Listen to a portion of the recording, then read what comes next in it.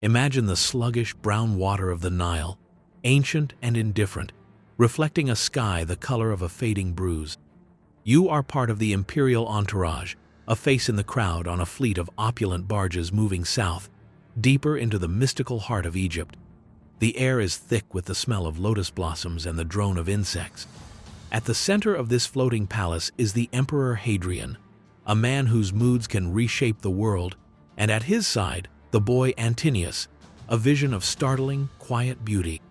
Suddenly, a cry goes up, a frantic shout, then another, slicing through the humid languor. There is a commotion on the emperor's vessel, a rush to the gilded railings. A splash, a moment of horrifying silence, and then the chaos erupts.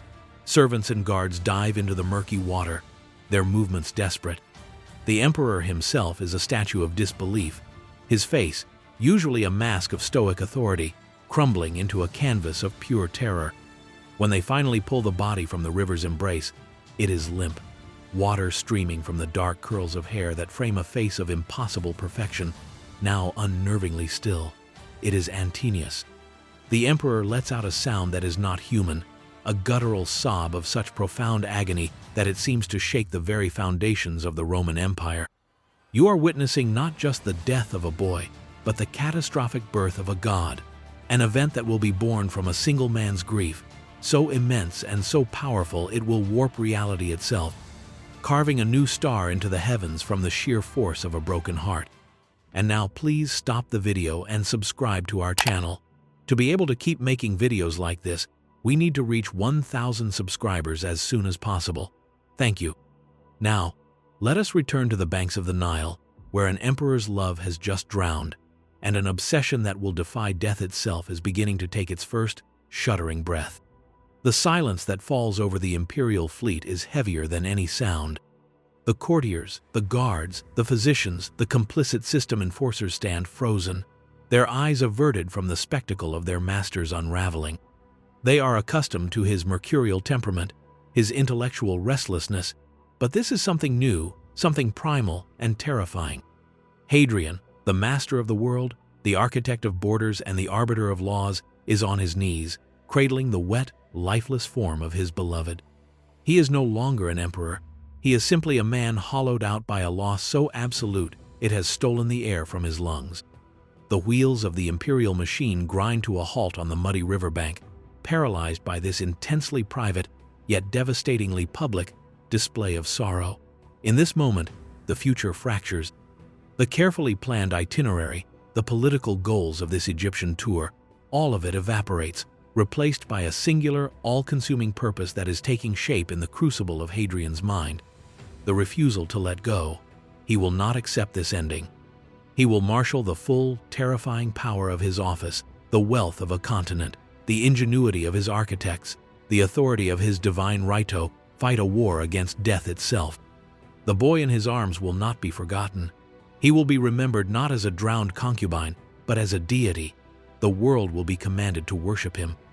This single, cataclysmic event, this death in the Nile in the year 130 AD, will set in motion a chain of events so strange, so unprecedented, that history itself struggles to comprehend it. It is a story of love, obsession, and the perverted ingenuity of absolute power when faced with the one enemy it can never truly defeat. To understand the ferocious, world-altering grief of the Emperor Hadrian, one must first understand the man himself, a figure of profound and often warring contradictions. Born Publius alias Hadrianus in the year 76 AD, he was not a man bred for the throne in the heart of Rome, but a provincial Spaniard, a fact that colored his entire existence. He was a restless soul, a perpetual outsider who, even after ascending to the pinnacle of power in 117 AD, seemed more at home on the windswept frontiers of Britannia or in the sun-drenched agoras of Athens than in the stuffy, intrigue-filled halls of the Palatine. He was the quintessential dysfunctional tyrant, though his tyranny was not one of gratuitous bloodshed like a Caligula or a Nero, but one of intellectual and psychological domination. His flaw was not sadism, but a deep-seated melancholy, a tristitia that clung to him like a shroud. He was a man of supreme intellect, a poet, an architect, a philosopher king in the Platonic mold, yet, This very intellect seemed to isolate him, to make him acutely aware of the impermanence of all things, of beauty, of life, and of power. This existential dread fueled a frantic, ceaseless energy. He was the traveling emperor, traversing every corner of his vast domain not merely for administrative purposes, but as if searching for something he could never quite find. He sought to impose order on a chaotic world, building his famous wall in the north to delineate the very edge of civilization, yet he could not build a wall around his own restless heart. His relationship with the Roman elite was fraught with suspicion. He executed 4 prominent senators at the beginning of his reign, a stain that never washed away, and he preferred the company of Greek scholars and artists to Roman aristocrats. He was a military man who despised war, a ruler who consolidated the empire rather than expanding it, an act of pragmatic genius that his more ambitious peers viewed as weakness. His marriage to Vibia Sabina was a cold, loveless political arrangement, a source of constant friction and mutual resentment. She was a living symbol of the Roman tradition he found so stifling, a constant, quiet reproach to his Hellenistic passions. This was the man who would find Antinous, an emperor of boundless power, yet deeply lonely, a genius haunted by a sense of futility, a monarch whose personal, psychological needs were so profound that when he finally found an object for his obsessive affection, he would cling to it with a desperation that would ultimately lead to deification and disaster. His soul was a landscape of magnificent ruins and grand, unfinished projects, a perfect breeding ground for a love that would become a legend. The relationship that would eventually convulse the Roman Empire cannot be viewed through a modern lens without first understanding the complex and often contradictory social architecture of its time. In the world of Hadrian, the concept of a same-sex relationship between an older, powerful man and a younger adolescent boy was not the taboo it would become in later centuries. It was, in fact, a deeply ingrained cultural institution, inherited and adapted from the Greeks. This was the tradition of pederasty, a system built around a dominant, older partner, the Erastes, who would take on a younger beloved, the Eromenos. In its idealized Greek form, this was meant to be an educational, mentoring relationship. The Erastes would guide the boy in matters of philosophy, politics, and war, while the boy's youthful beauty, his charis, was seen as a source of divine inspiration. However, the Romans, ever the pragmatists, stripped the relationship of much of its philosophical veneer. For them, it was often a more straightforward expression of power and status. The critical factor was not the gender of the participants, but their social standing. A freeborn Roman citizen could engage in sexual acts with any person of a lower status: a slave, a prostitute, a foreigner, a freedman, regardless of their gender, without any social stigma. The unforgivable sin was to be the passive partner, to be penetrated if you were a man of high standing, as this was seen as a feminine, submissive act that compromised your dignitas, your authority. In this rigid hierarchy, Antinous, a freeborn Greek boy but a provincial of no notable family, fell into a permissible category.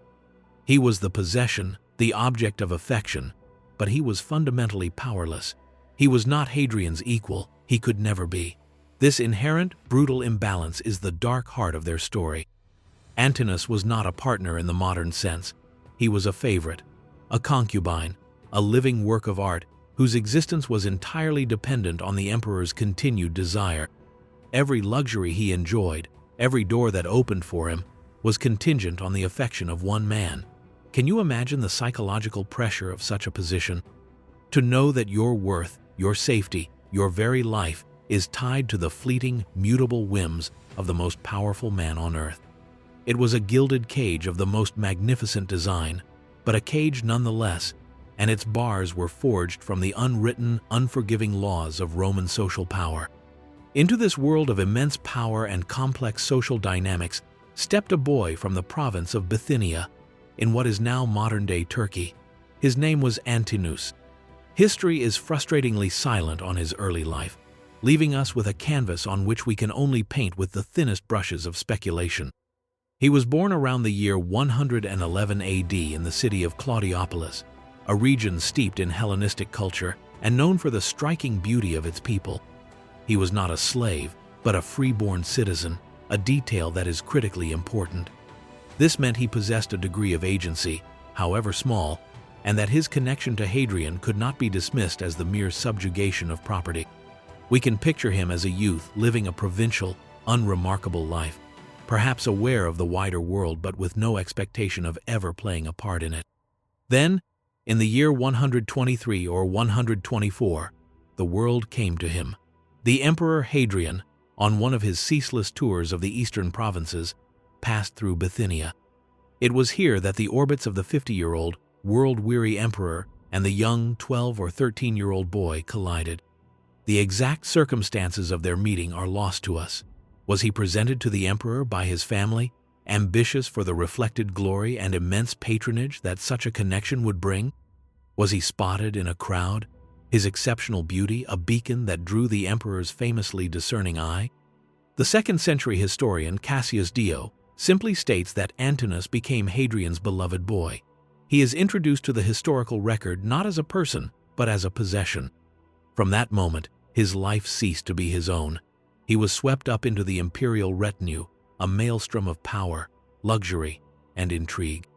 We must see him through the lens of the helpless victim archetype, a youth trapped by a fate he did not choose. Imagine the terror and the awe. One day, you are a boy in Claudiopolis. The next, you are the shadow of the master of the known world. His old life, his family, his friends were all severed as if by a knife. He was now a satellite, his entire existence defined by his proximity to the sun that was Hadrian. His own thoughts, his own ambitions, if he had any, were now secondary, subsumed by the overwhelming gravity of the emperor's personality. The psychological portrait is one of profound dislocation. A young soul plucked from obscurity and placed at the very center of the universe, forced to navigate a world for which nothing could have prepared him. Once Antinous was absorbed into the imperial court, their relationship began to solidify along the classical lines of the Erastes and Romanos, yet filtered through the unique, obsessive lens of Hadrian's personality. The emperor, a passionate Philhellene, would have seen himself as fulfilling the highest ideal of the Greek tradition. For him, this was not merely a physical infatuation. It was a pedagogical and philosophical project. He took upon himself the complete education of Antinous. The boy was tutored in literature and philosophy, introduced to the great works of Greek art, and thought that Hadrian so revered. Imagine the boy, whose world was once the sleepy countryside of Bithynia, now discussing Plato with the emperor himself, or listening to recitations of Homer in the lamplight of a campaign tent on the German frontier. He was being molded, shaped, and polished by Hadrian, transformed from a beautiful provincial boy into the perfect imperial companion, an embodiment of the Hellenic ideal that Hadrian sought to cultivate throughout the empire. He became Hadrian's constant shadow on his endless travels, a quiet, beautiful presence against the backdrop of 1,000 different landscapes. But this education was also a form of control, a way of ensuring Antinous' world revolved entirely around Hadrian's own passions. The boy learned to see the world through the emperor's eyes, to appreciate the art he appreciated, to value the ideas he valued. This created a bond of profound and perhaps suffocating intimacy. While this relationship blossomed, the complicit system enforcers of the court watched and adapted. Courtiers, who understood that proximity to the emperor's favorite meant proximity to power, would have treated the boy with a cloying, obsequious respect. They would have seen him not as a person, but as a conduit to imperial favor. Meanwhile, a silent and bitter resentment festered in the heart of Empress Vibia Sabina. She, the emperor's wife, was a political necessity, a barren and ignored fixture of the court. To see this foreign boy receive the affection, attention, and intimacy that was denied to her must have been a source of constant, simmering humiliation. Her presence in the narrative is that of a ghost at the feast, a reminder of the cold, official world that existed in stark contrast to the passionate, private world Hadrian was building with Antinous. Her silent suffering, her forced complicity in her own marginalization, adds another layer of dark, human tragedy to the unfolding drama, highlighting the emotional cost of the emperor's obsession on everyone in his orbit. The years between their meeting and the final, fatal trip to Egypt were defined by Hadrian's grand tour, a near decade of ceaseless movement across the vast tapestry of the Roman Empire. This was the stage upon which the relationship between the emperor and the boy played out. Antinous was a constant presence, his youth and beauty a stark contrast to the aging, melancholy emperor. Picture them together, a pair of figures moving through the epic landscapes of the 2nd century. Imagine them in Athens, the city Hadrian adored above all others, where the emperor would have personally guided his young charge through the temples of the Acropolis. His voice filled with a scholar's passion as he explained the philosophical and artistic significance of the Parthenon. Antinous, in turn, would have been initiated into the Eleusinian mysteries alongside Hadrian, a profound religious experience meant to bind their souls together in a shared spiritual journey. Then picture them on the windswept plains of Dacia, or in the bustling, multicultural cities of Asia Minor, like Ephesus and Pergamum. Antinous would have witnessed the full might and diversity of the Roman world, from the legions drilling on the frontiers to the merchants haggling in 100 different languages in the crowded marketplaces. He lived a life of unimaginable privilege and exposure, a life that no other boy from Bithynia could ever have dreamed of. This period of travel served to deepen the bond between them, isolating them from the stifling politics of Rome and creating their own private world. On the road, Hadrian was less an emperor and more a mentor, a lover, a protector. Antinous, in turn, was more than a concubine. He was a companion, a student, a confidant, the sole recipient of the emperor's complex affections.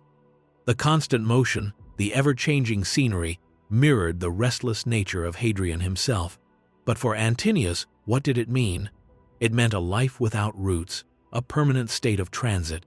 He was untethered from any place he could call home, his only anchor the powerful and likely overwhelming personality of his patron. This ceaseless travel, while luxurious, would have reinforced his total dependency on Hadrian, a gilded nomad whose entire world was contained within the moving bubble of the imperial court. It was during these years that the image of Antinous began to spread, not yet as a god, but as the unmistakable favorite, a figure of fascination and gossip across the empire, the beautiful boy who had captured the heart of the world's most powerful man. While the exterior of Antinous's life was one of unprecedented luxury and access, the interior landscape of his mind remains a shadowed, tragic mystery. It is here that we must deploy an empathetic imagination to contemplate the profound psychological weight of his position. He was living in what can only be described as a gilded cage. Yes, the bars were made of gold, and the cage was filled with the finest foods, fabrics, and art the world had to offer. But it was a cage nonetheless. He was fundamentally unfree. Every moment of his life was subject to the scrutiny of the court and the whims of the emperor. He had been severed from his past, his family, his homeland, and his own identity had been systematically overwritten by Hadrian's desires. Can you imagine the suffocating pressure?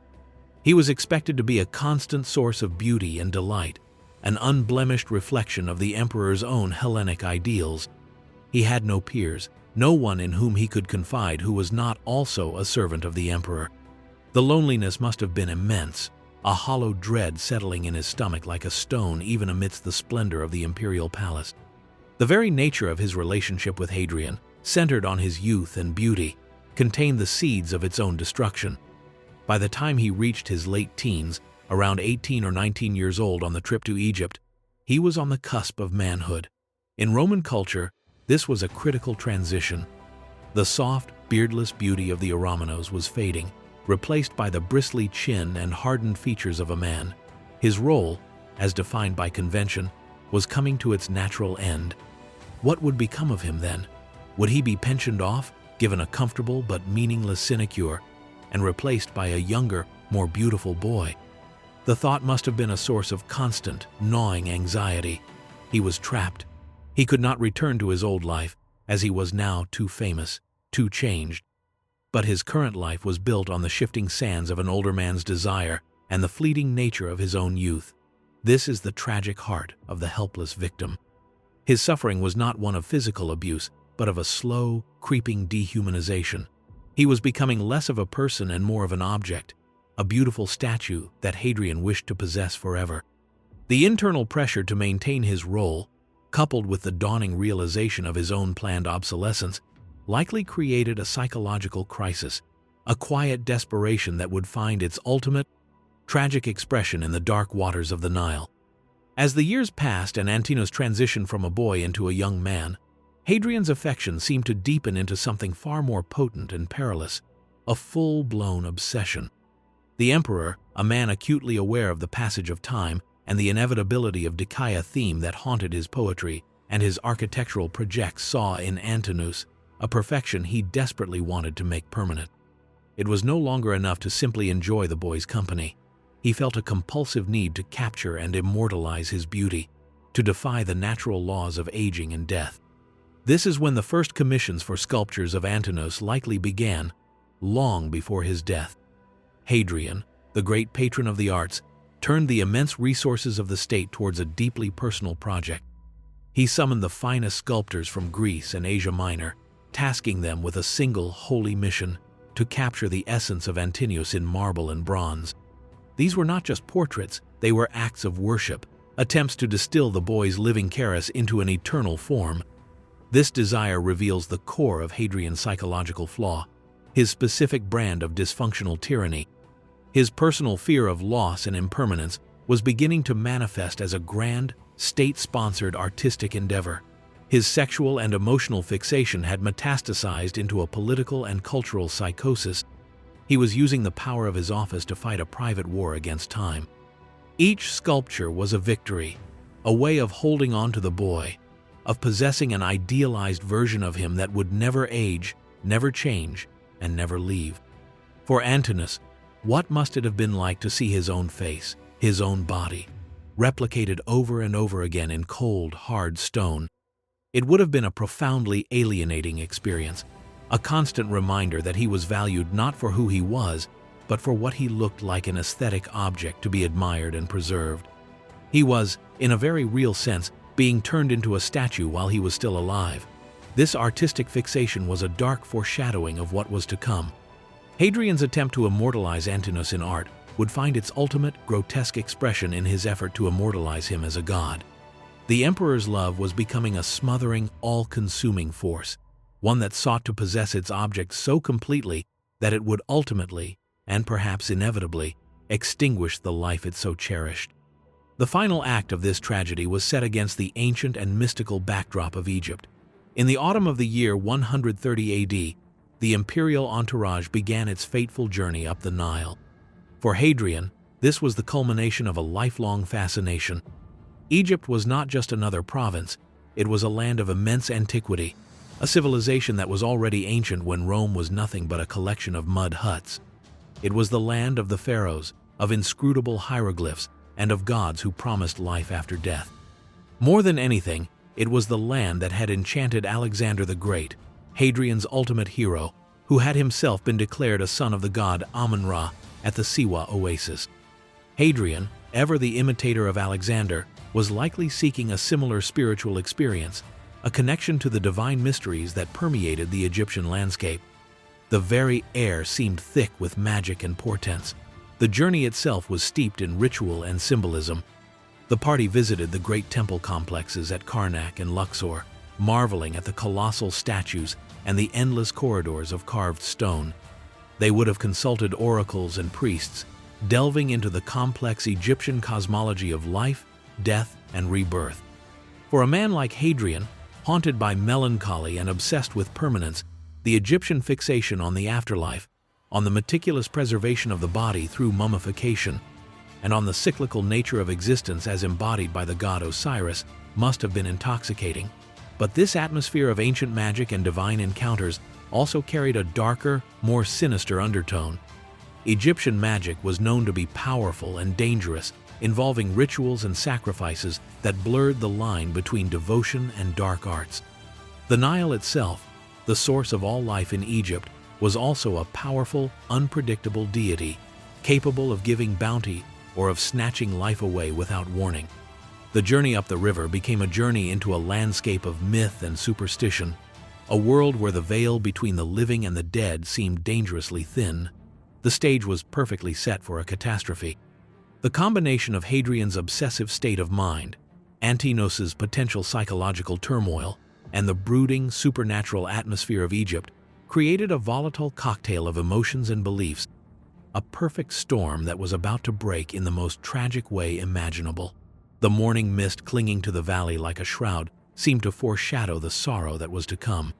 The death of Antinous on the 30th of October, 130 AD, is the central, unmovable fact of the story, yet the circumstances surrounding it are shrouded in a dense fog of mystery, contradiction, and speculation. The official account, if one ever existed, is lost to us. All we have are the fragmented, often biased, reports of later historians who offer a tantalizing menu of possibilities, each more disturbing than the last. The simplest explanation is that it was a tragic accident. The imperial party was engaged in a lion hunt, or perhaps simply sailing, and the young man fell into the river and drowned. This theory, however, strains credulity. Antinous grew up in Bithynia, a region of lakes and rivers. It is highly probable that he, like most young men of his time, knew how to swim. Furthermore, the Nile in that season is not a raging torrent. It is a sluggish, slow-moving river. For a healthy young man to accidentally drown in full view of an entire imperial entourage seems deeply unlikely. This leads us to the second, and far more psychologically compelling, theory: suicide. This narrative paints a picture of Antinous as a young man in the depths of despair. As he approached his 20th birthday, he was facing the dreaded end of his role as the imperial favorite. Was he so terrified of this impending social demotion, of being cast aside for a younger boy, that he chose to end his life at the peak of his favor, preserving his memory in the emperor's mind forever? Or was his despair deeper, a product of years of psychological suffocation and the loss of his own identity? Perhaps he could no longer bear the weight of the gilded cage and saw the muddy waters of the Nile as his only escape. This version of events transforms him from a passive victim into a figure of tragic agency, a young man who takes control of his own fate in the only way he can. It aligns with the melancholic beauty captured in his statues and provides a powerful, if heartbreaking, motive. It explains Hadrian's uniquely ferocious grief, a sorrow undoubtedly laced with a universe of guilt. Had he driven the boy to this? Was his love the very thing that had killed him? This possibility would have been a form of psychological torture for the emperor, a wound that could never heal and could only be sublimated through the most extreme acts of remembrance. The third and most sensationalist theory surrounding Antinous' death is also the most conspiratorial and chilling, that he was the victim of a ritual sacrifice. This possibility, hinted at by ancient sources like Cassius Dio, opens up a world of dark magic and terrifying devotion. The narrative has two primary branches. In the first, Antinous willingly sacrificed himself for the sake of his lover. According to this version, Hadrian, who was deeply interested in astrology and divination, had been informed by an oracle or a soothsayer that his life was in danger, or that his life could be magically prolonged, but only through the voluntary sacrifice of the person he loved most. Antinous, in an ultimate act of devotion, hearing of this prophecy, chose to give his own life to save the emperor. He would have seen it as a way to cement his place in Hadrian's heart forever, to transcend his role as a temporary favorite and become an eternal, protective spirit. He would have walked into the Nile not in despair, but with a sense of solemn, loving purpose, transforming his death into the greatest possible gift. This narrative casts him as a martyr to love, a figure of almost saintly devotion. The second, even darker branch of this theory suggests that the sacrifice was not entirely voluntary. Perhaps Antinous was persuaded, coerced, or even drugged by priests or members of Hadrian's inner circle who saw the sacrifice as a political necessity to protect the emperor.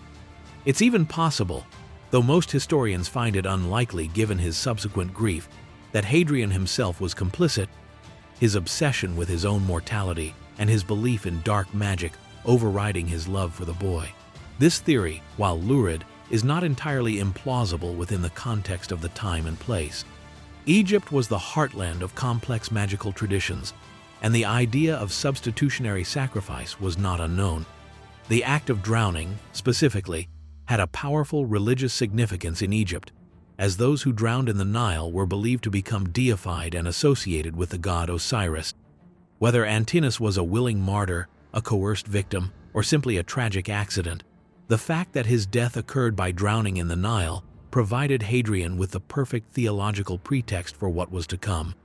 The ambiguity of his end allowed the emperor to choose the most powerful narrative, transforming a squalid death into a sacred Osirian apotheosis and a dead boy into a living god. The immediate aftermath of Antinous' death was an explosion of grief so volcanic, so utterly unrestrained, that it scandalized the Roman world. The Emperor Hadrian, a man famed for his discipline and stoic self-control, a philosopher king who governed a quarter of the world's population, completely and publicly fell apart. The historian Aurelius Victor wrote that he wept like a woman, a deeply damning description in the hyper-masculine culture of Rome, where emotional restraint was the hallmark of an aristocratic man. This was not the dignified, silent sorrow of a leader. It was the raw, keening wail of a person whose entire world had been shattered. Imagine the scene on the imperial barge.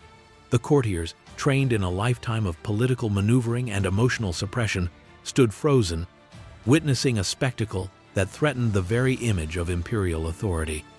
The emperor, their master, the living embodiment of the stability of the state, was reduced to a shuddering, sobbing wreck, clinging to the corpse of a provincial boy. His grief was a spectacle, and it was terrifying.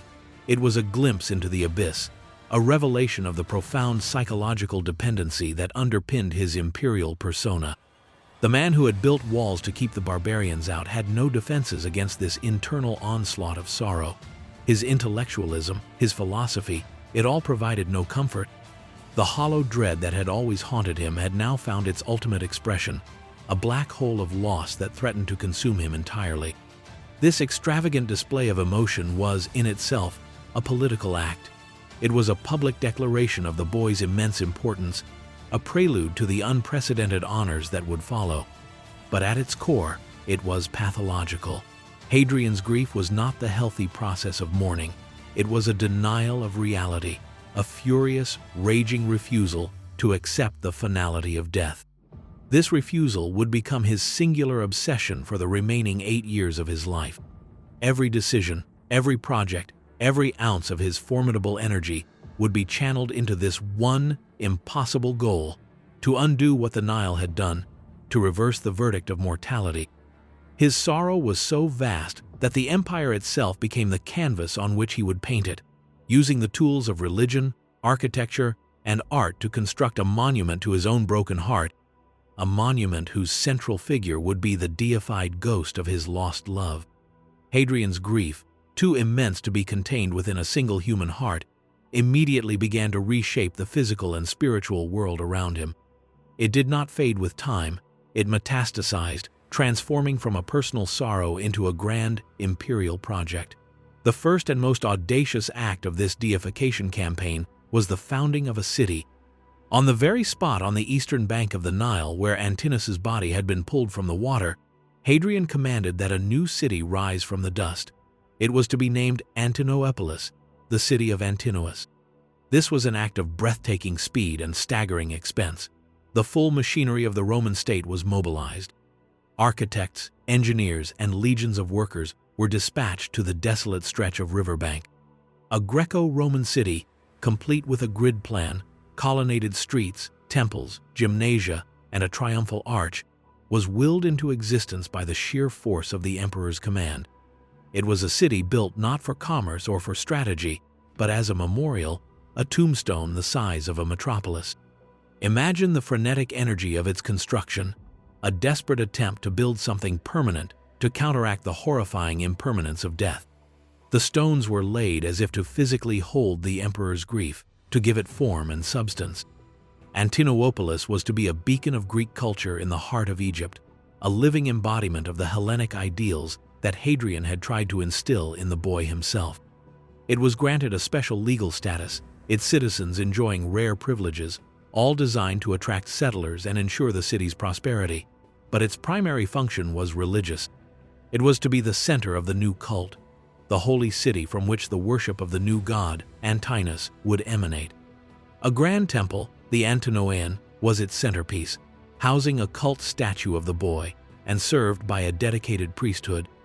The city itself was a physical manifestation of Hadrian's psychological state, a frantic, obsessive, and megalomaniacal attempt to create order out of the chaos of his loss, to build a perfect, eternal home for a ghost. It was a monument not just to a boy, but to a love so powerful and so pathological that it could raise cities from the sand in a desperate and ultimately futile war against oblivion. How does a mortal, a boy from Bithynia no less, become a god? In the Roman Empire of the 2nd century, the process required the singular will of an emperor. The deification of Antinous was a masterclass in religious engineering, a brilliant and cynical exercise in syncretism, marshaled by Hadrian and executed by the complicit system enforcers who made the imperial will a reality. The process began with the official proclamation. Hadrian declared that a new star, seen in the sky after the boy's death, was the soul of Antinous ascending to the heavens. This provided the celestial justification, a divine sign for all to see. Next came the theological framework. Antinous could not simply be a new, standalone god. He had to be woven into the existing fabric of belief to be accepted. Here, the location and manner of his death were a gift. Because he had drowned in the Nile, he was immediately identified with the great Egyptian god Osiris, who was himself a god who died and was reborn, representing the eternal cycle of life and renewal. This syncretism was brilliant. For the Egyptians, Antinous became Osiris Antinous, a new and relatable form of a familiar deity.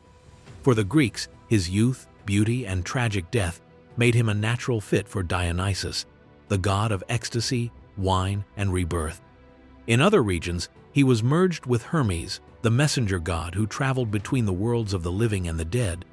He became a flexible, adaptable deity, a divine template onto which different cultures could project their own beliefs.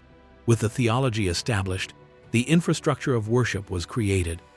A formal priesthood was established, with its high priest in the new city of Antinopolis. Temples and shrines began to appear across the Eastern Empire, funded by the imperial treasury. Annual games, the Antinoia, were established, mirroring the great games held in honor of the Olympian gods. Finally, the most powerful tool of imperial propaganda was deployed: the minting of coins. Coins bearing the idealized godlike portrait of Antinous were struck in cities from Alexandria to Smyrna, spreading his image to every corner of the Roman world. Every time a merchant made a purchase, every time a soldier received his pay, they were holding a piece of the emperor's grief, a small metal icon of the new god. Through this systematic top-down campaign, Hadrian's personal obsession was transformed into a public religion, a state-sanctioned reality that the people of the empire were now expected, and in many cases, compelled to accept. The most enduring legacy of the cult of Antinous, and the primary vehicle for its transmission, was its visual iconography.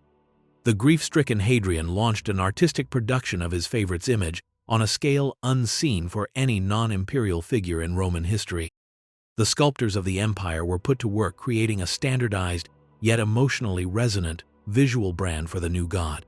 The result was a hauntingly beautiful and instantly recognizable portrait that would echo through the history of Western art. The sculptures of Antinous are not the portraits of a happy, carefree youth. They are permeated with a profound and captivating melancholy, a divine sadness that seems to reflect both the tragedy of his death and the sorrow of his creator. In the typical representation, the head is tilted slightly downwards, the gaze averted, as if lost in contemplation or bearing a heavy burden. The face is a perfect oval, with full, sensual lips and a straight, classical nose, but it is the hair and the eyes that are most distinctive. The hair is a thick, unruly mass of deep curls, a testament to youthful vitality that frames the face in a dark halo.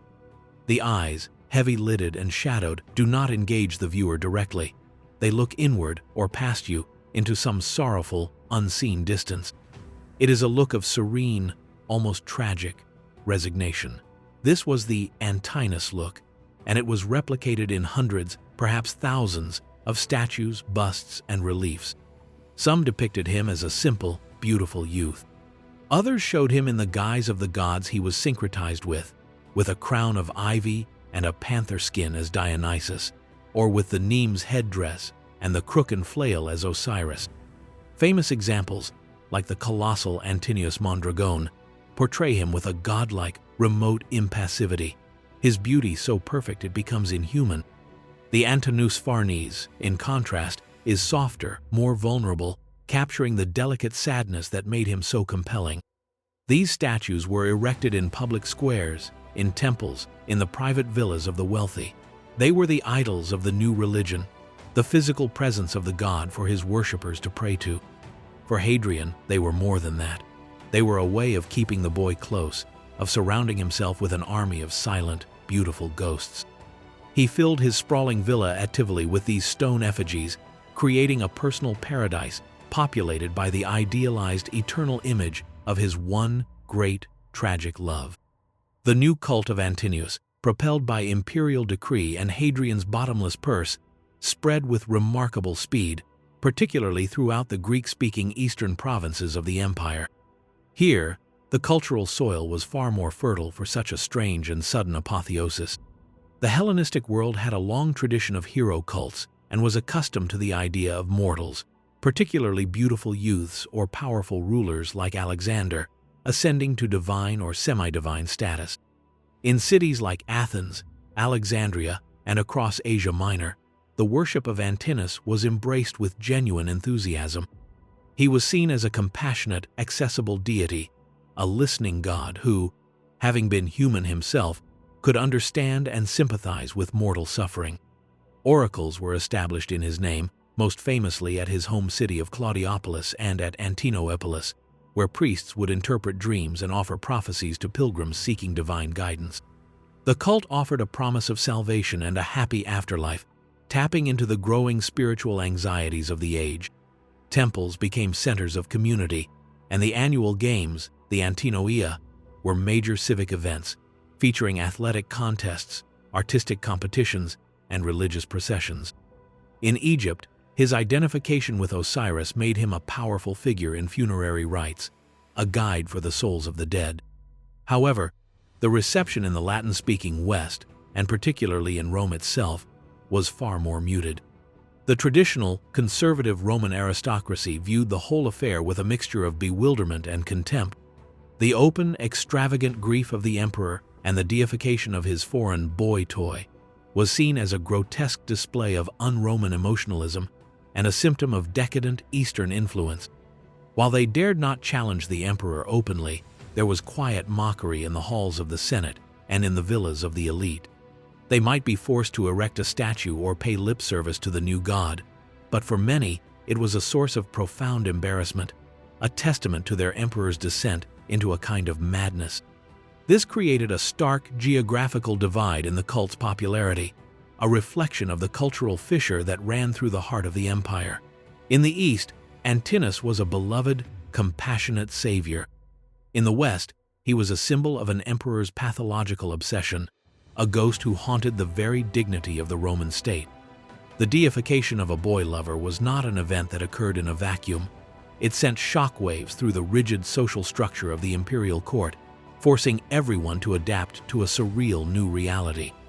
At the center of this silent drama was the empress, Vibia Sabina. Her marriage to Hadrian had always been a cold and childless political necessity, and she had long been forced to endure his preference for Greek culture and, more pointedly, for male favorites. But the apotheosis of Antinous was a humiliation of an entirely different order of magnitude.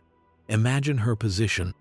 She was the Empress of Rome, the most powerful woman in the world, yet she was forced to participate in the public worship of her husband's dead concubine.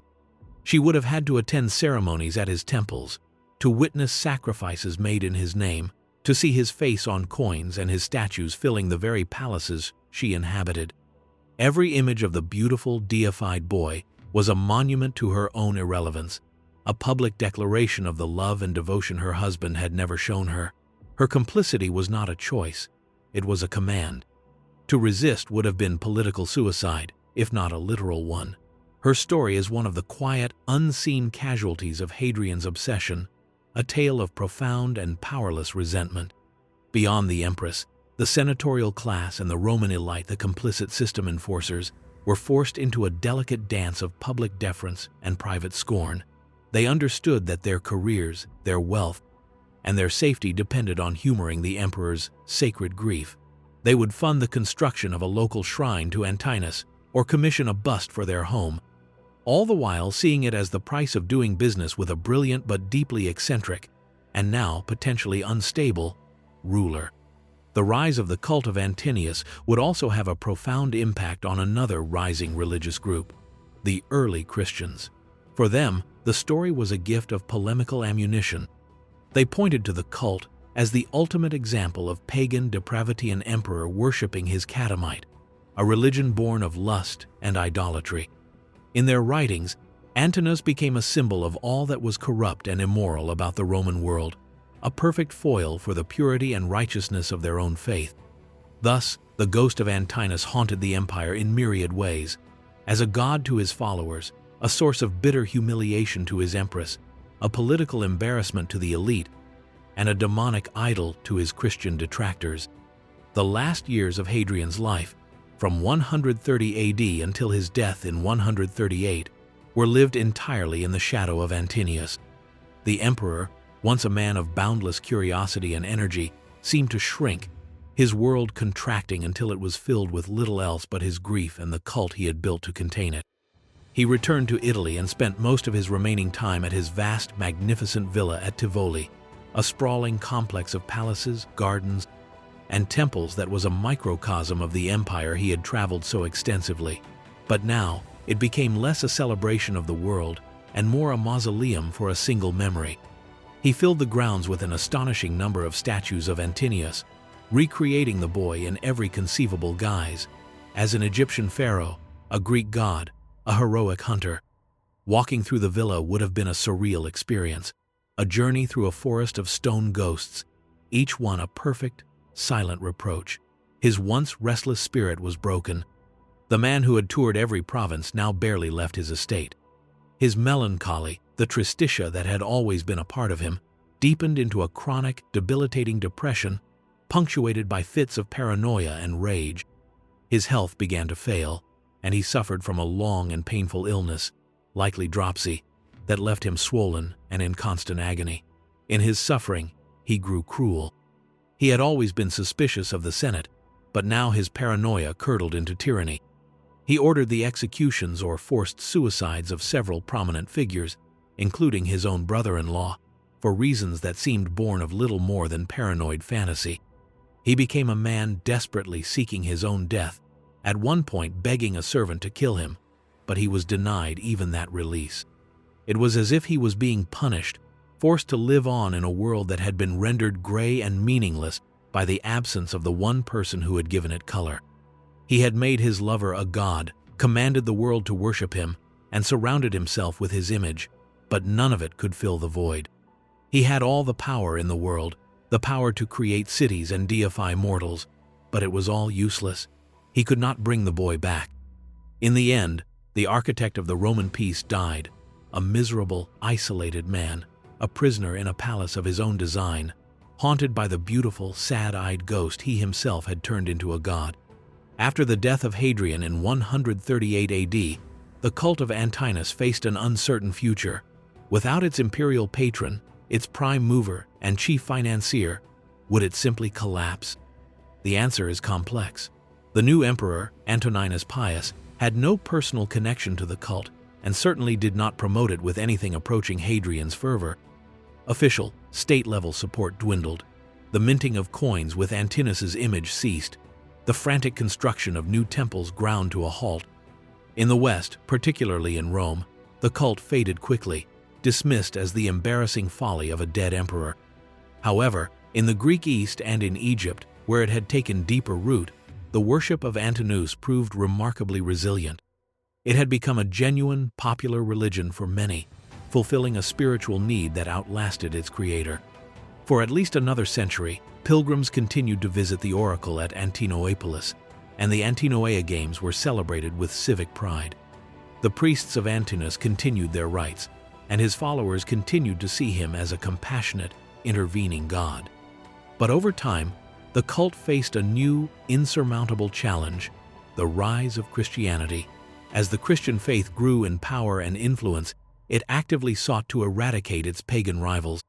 Temples to Antinous, like those of Jupiter and Apollo, were either destroyed or converted into churches. His statues were toppled, smashed, or buried. Christian writers and polemicists relentlessly attacked his memory, cementing his image as a symbol of homosexual sin and pagan idolatry. By the 4th and 5th centuries, the cult was effectively extinguished, driven underground, and eventually into oblivion. The god was dead. And yet, he achieved a different kind of immortality. The sheer number of his statues, the undeniable quality of their artistry, ensured that he would not be forgotten. Many were preserved, rediscovered centuries later during the Renaissance, where their melancholic beauty captivated a new generation of artists and thinkers. The image of Antinous, stripped of its religious context, became a secular icon, an enduring archetype of tragic, youthful male beauty.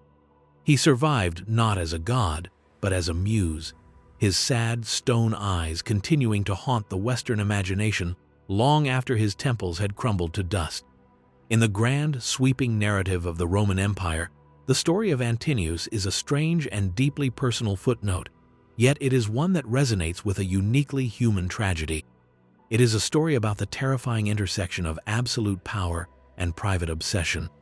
Hadrian was not a monster in the vein of his most infamous predecessors, but his reign demonstrates a different kind of tyranny, the power of one man's internal psychological landscape to warp the world around him. His love for Antinous, whether pure devotion or selfish possession, was so powerful that it spilled out of the confines of his own heart and flooded the empire. His grief was not a private affair. It became a public decree, a command to worship his sorrow. The tale serves as a chilling reminder that the whims, the loves, the losses of those in power are never just their own. They have consequences that can ripple outwards, creating new gods, building new cities, and demanding that millions of people participate in the personal drama of their ruler. And what of Antinous himself? He remains an enigma, a beautiful face with no voice. Was he a willing participant in his own myth? A devoted lover who made the ultimate sacrifice? Was he a tragic victim, a young man who sought escape from a gilded cage? Or was he simply a boy in the wrong place at the wrong time? We will never know. He is trapped forever in amber, defined not by his own life, but by his death and the spectacular grief it inspired. He is a testament to the human cost of being loved by a god on earth. In the end, the story of Antinous is a somber, philosophical reflection on the nature of love, loss, and memory. Hadrian, in his frantic, magnificent, and ultimately mad attempt to defeat death, gave his beloved a strange and unprecedented immortality. He failed to keep the boy, but he succeeded in preserving the ghost. And so, across the millennia, we are left with the haunting legacy of this affair, the ruins of a city built on sorrow, and the endlessly replicated, melancholic face of a beautiful boy from Bithynia, who, for a brief, strange moment in history, was forced to become a god.